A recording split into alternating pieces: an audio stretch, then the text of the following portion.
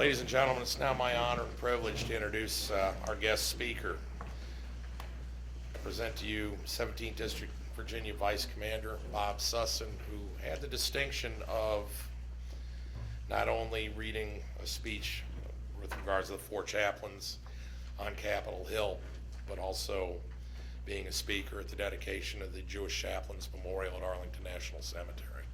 Bob. Thank you. I'm particularly honored to be here today with members of the American Legion family and with family members of one of the four chaplains, Rabbi Good, to recount and remember the selfless acts of heroism and self-sacrifice by four brave men who gave their tomorrows so we could have our todays. These are ordinary people accomplishing extraordinary things. I had the distinct honor and privilege on October 24th to speak at the amphitheater on the hallowed grounds of Arlington National Cemetery at the dedication of the Jewish Chaplains Memorial in commemoration of 14 Jewish chaplains who gave their lives in the service of our great nation.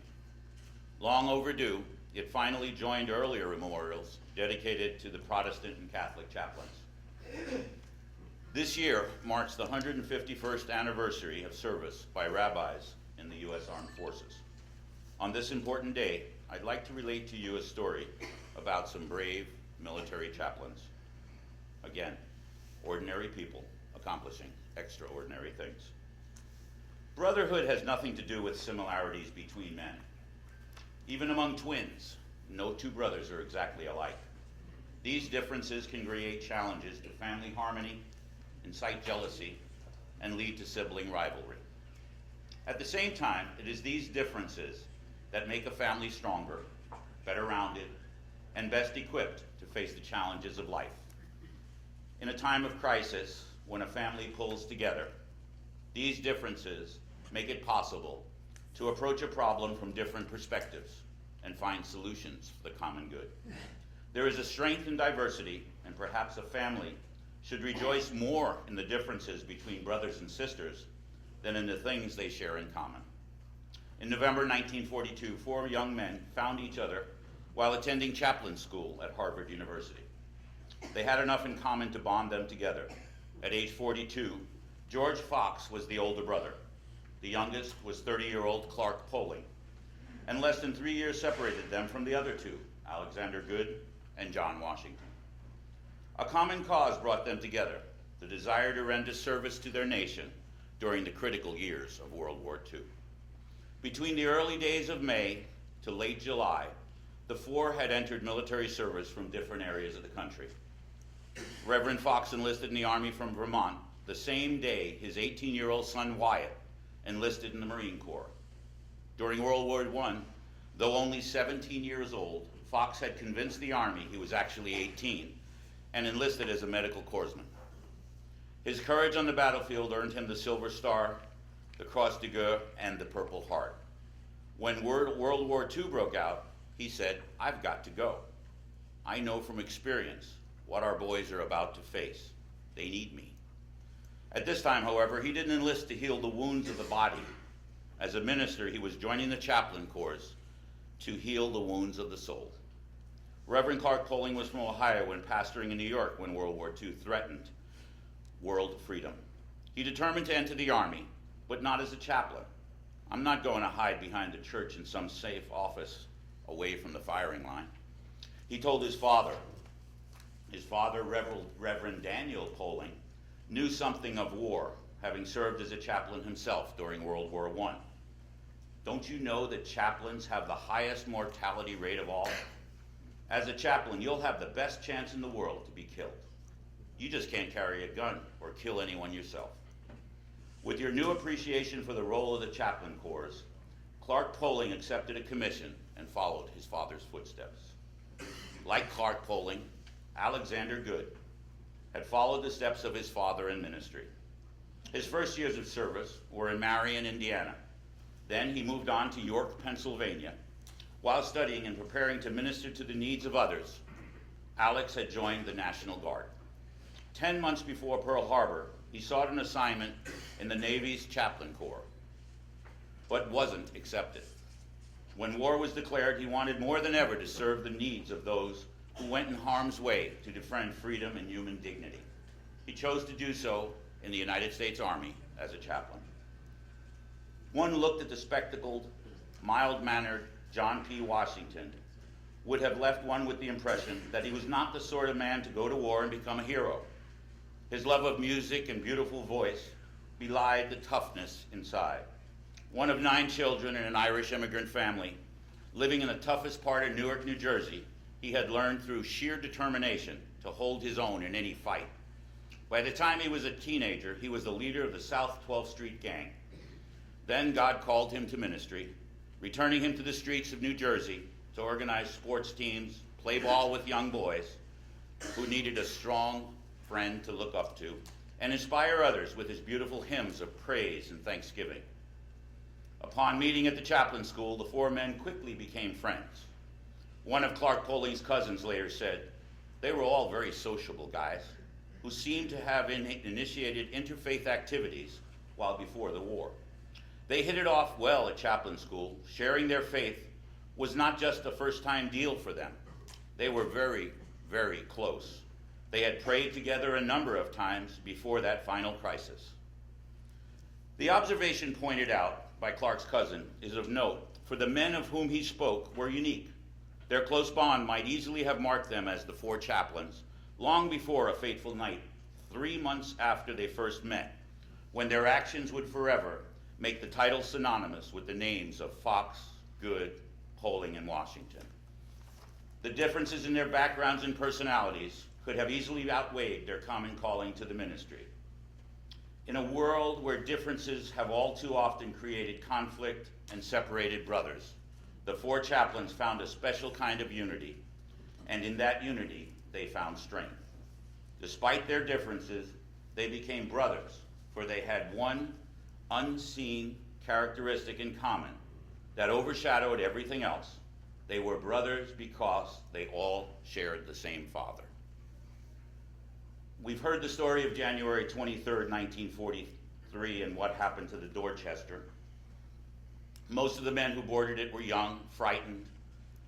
Even if they had survived the crossing, they had nothing to look forward to, only the prospects of being thrown into the cauldron of war on foreign shores. Ordinary people accomplishing extraordinary things. They were men in need of a shoulder to lean on, a firm voice to encourage them, an array of hope in a world of despair. In their midst moved 4 men, the Army chaplains, called to put aside their own fears and uncertainties to minister to the needs of others.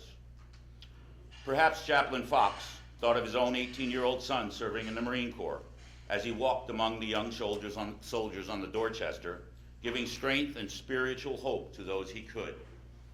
Before leaving, he had said goodbye to his wife and 7-year-old daughter, Mary Elizabeth.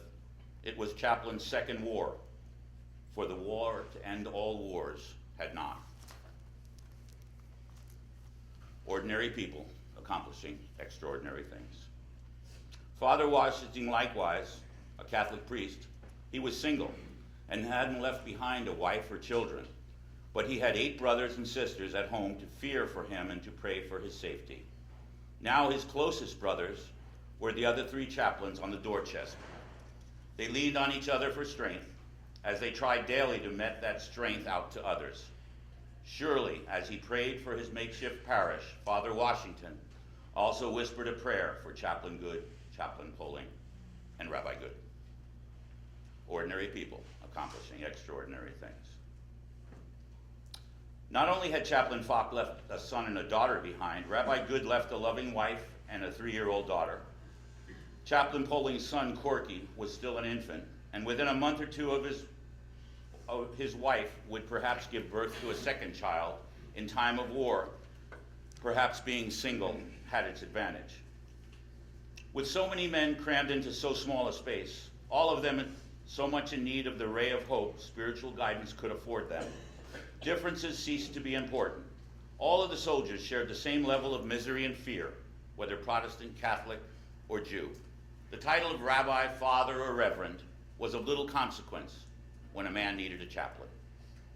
A prayer from Rabbi Good could give strength to the Catholic soldier as quickly as a hymn from the beautiful voice of Father Washington could warm the heart of a Protestant.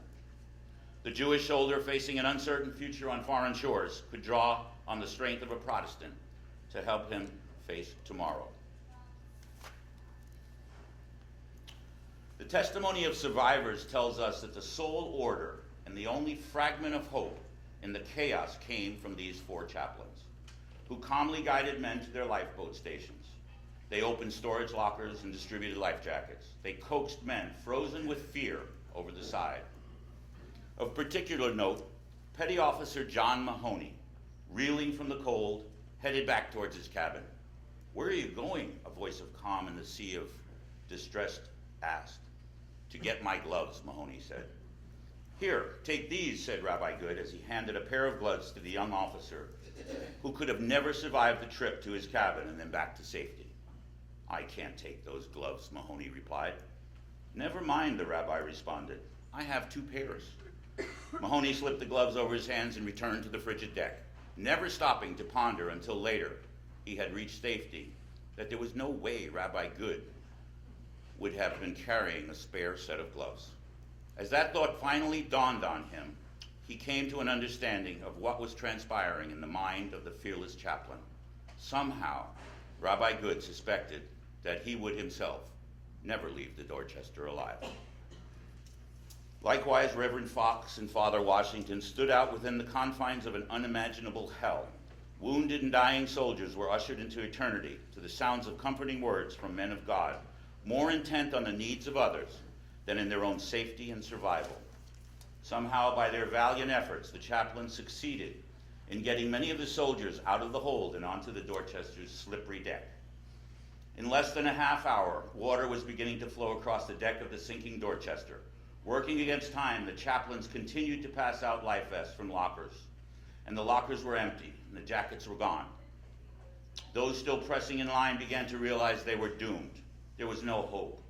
And then, something amazing happened. Something those who were there would never forget. All 4 chaplains began taking off their own life jackets and putting them on the men. Together they sacrificed their last shred of hope for survival to ensure the survival of other men, most of them total strangers. Then time ran out. The chaplains had done all they could for those who would survive, and nothing more could be done for the remaining, including themselves. Ordinary people accomplishing extraordinary things. The survivors looked back from the lifeboats, saw the slanting deck of the Dorchester, the demise almost complete. Braced against the railings were the 4 chaplains, praying, singing, giving strength to others by their final valiant declaration of faith. Their arms were linked together as they braced against the railing and leaned into each other for support. Reverend Fox, Rabbi Good, Reverend Poling, and Father Washington.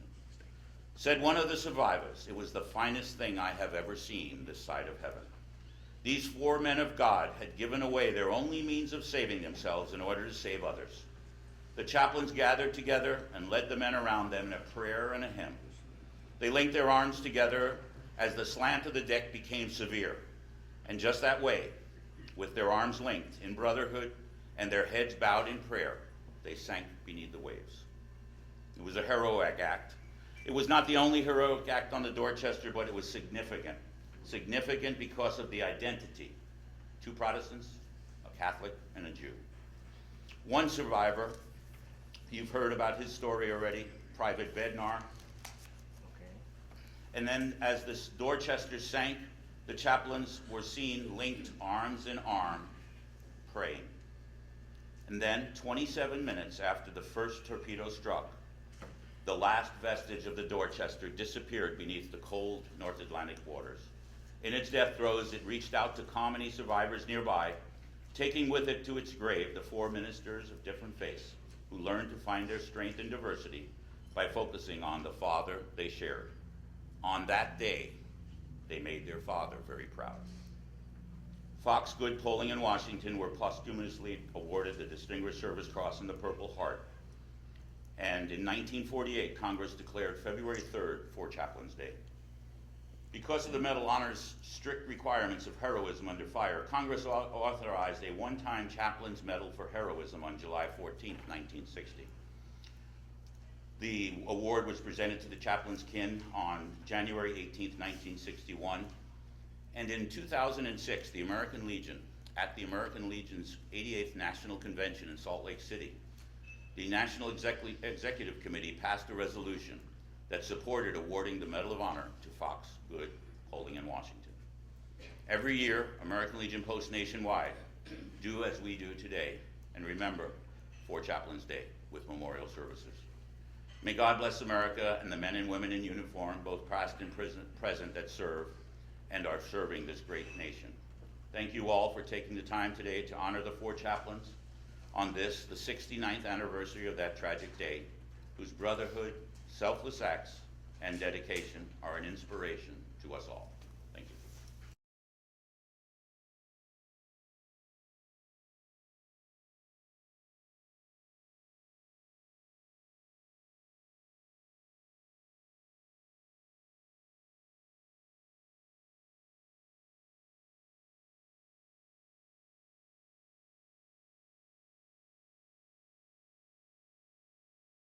The tragic events of the U.S. Army Transport Dorchester and the heroism of the 4 chaplains. May God's peace be with you all.